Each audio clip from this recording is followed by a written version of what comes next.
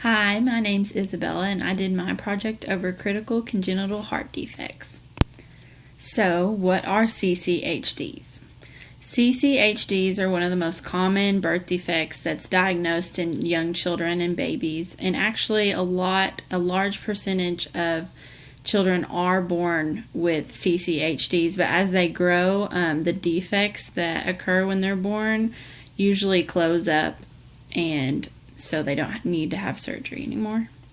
And the most common of these CCHDs is the VSD, which is ventricular septal defect. So that's a defect in the ventricular walls. So usually in this case, there's a hole where the septum of the heart is supposed to be. So blood from the deoxygenated part of one ventricle is spilling into the other part, which can make it hard to breathe and hard for your blood to circulate oxygenated blood where it needs to go in your body. So moving on to the next slide, we're going to talk about some signs and symptoms that you may see in a child or a baby as they're born, or that you may experience if you might have a CCHD. So one of the first indicators in children is if they have a bluish tinge when they're born. It might be a sign that not enough oxygen is being circulated in their body, or their deoxygenated blood is producing too much CO2, and it'll give them that bluish tinge. Also, if you use a pulse oximeter and put it on the tip of their finger and their feet, and if there's a huge discrepancy in that number, usually you want it to be 90% or higher, but if it's below 90%, then that usually is a sign that not enough oxygen is circulating, and there might be a heart defect there that's causing some of that low oxygen levels in the body. And in most babies, hypoxemia is the first indicator. So those low pulse ox readings would be a good way to check to see if a newborn baby would have a CCHD right off the bat. And actually, the CCHDs can be pretty fatal, can turn fatal pretty quickly. So since all of the deoxygenated blood, or the body is not getting enough oxygen, it can lead to tissue death, and organs will start to fail and can prove to be fatal pretty quickly if not caught early on.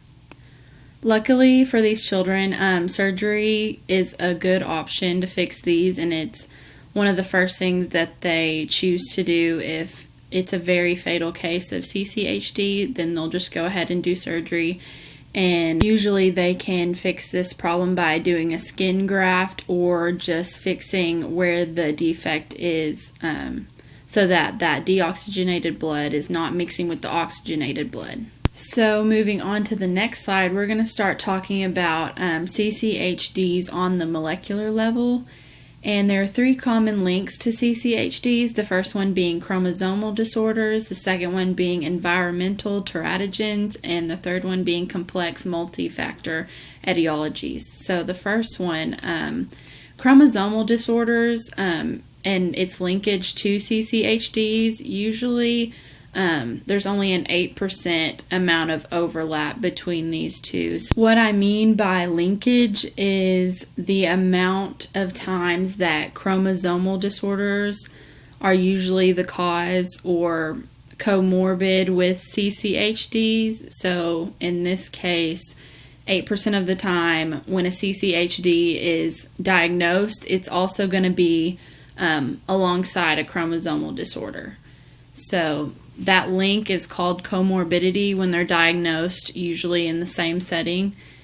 So going to the next factor, environmental teratogens. So these are things like chemicals, medications, drugs that could have been taken prenatally that could cause certain birth defects in children. And there's only a 2% linkage between environmental teratogens and CCHDs being diagnosed, but it's still a big enough number that you should check your medications and make sure that the medication you're taking is safe to take prenatally, so that if you were to have a child, they wouldn't be exposed to this drug that could be potentially harmful and cause them to have birth defects.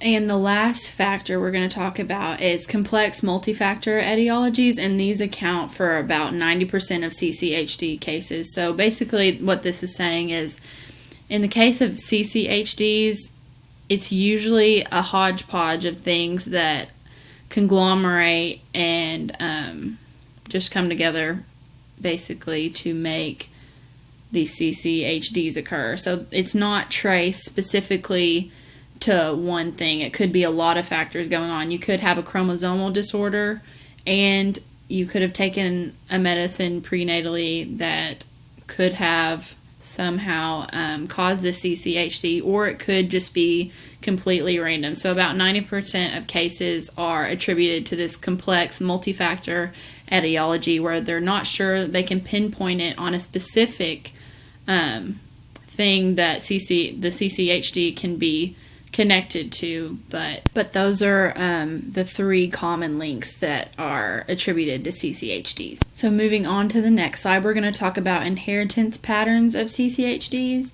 And I learned early on in this project that there seems to be no true mode of inheritance for CCHDs. As we mentioned in the slide before, there is a hodgepodge of things that can be contributed to causing a CCHD in a person.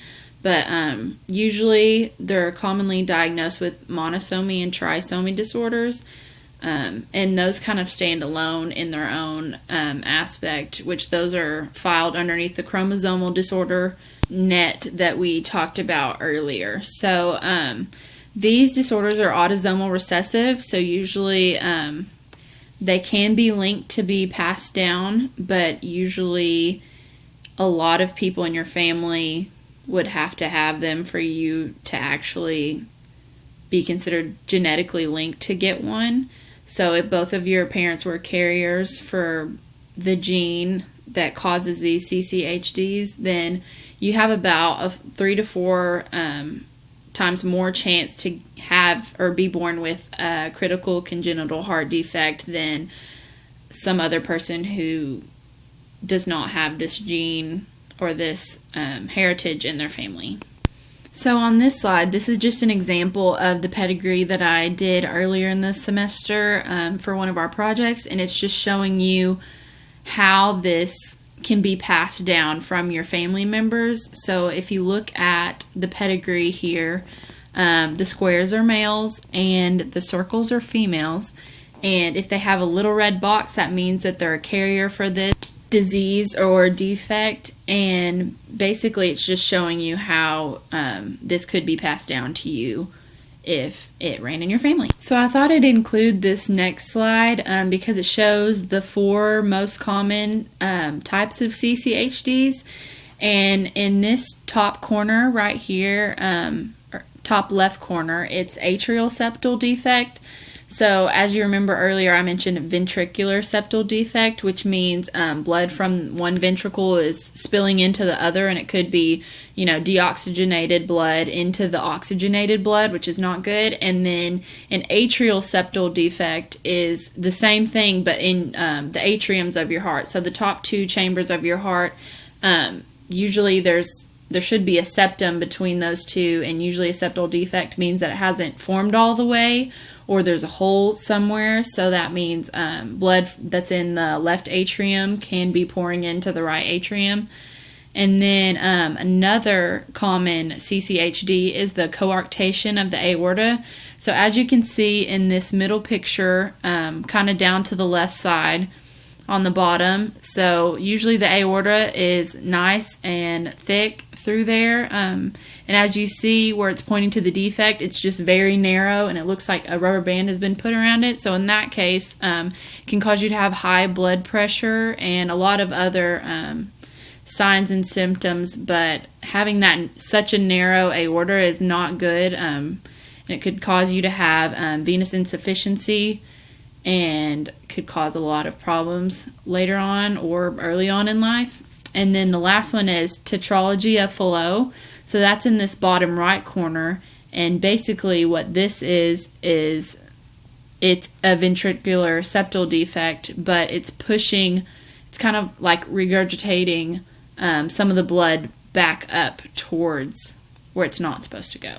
So moving on to genetic testing, CCHDs are available to have genetic testing, but most of the time you're testing for a chromosomal disorder that could also cause your child to have CCHDs, or you could be testing you and your spouse or your partner to see if you are carriers for CCHDs. So if it runs in your family, the chance of your child having one would be exponentially larger than those that it doesn't run in their family. And I thought this would just be a good slide to put in here. So this is the FISH analysis, and as you can see, they use fluorescent lighting, and this just highlights different genes in a DNA test or whatever sample you give them, and it'll show you where the gene is missing or deformed or if it's different. So I just thought that was a cool picture to include.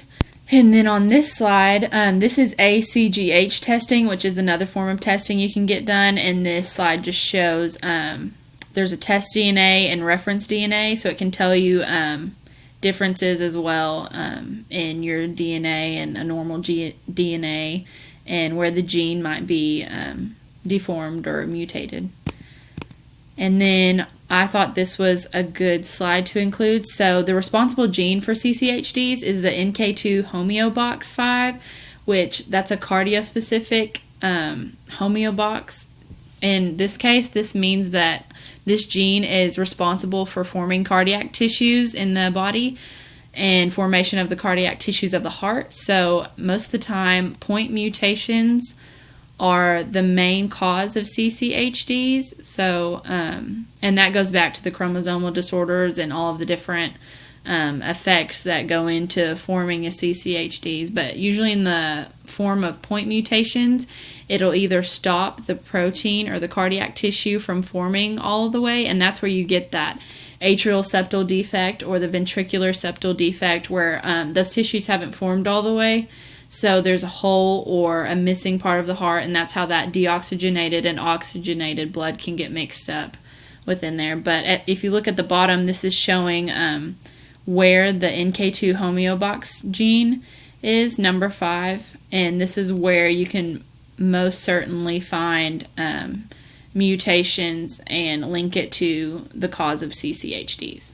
And that brings us to the end of my presentation. And before I go, I just wanted to mention that I picked this specific defect because my own brother was actually diagnosed with a CCHD in his 20s, and he had a hole his whole life in his heart, and it caused him asthma, and he did football and track, and he just thought that he just had really bad asthma. And usually in these older adults with this, the hole grows larger and larger, and so he had a 3-centimeter hole in his heart by the time we found it. And luckily we found it in enough time to where his athletics didn't cause him to die earlier from this. So now he is healthy, and I just wanted to mention that's one of the reasons why I picked this for my project for this class.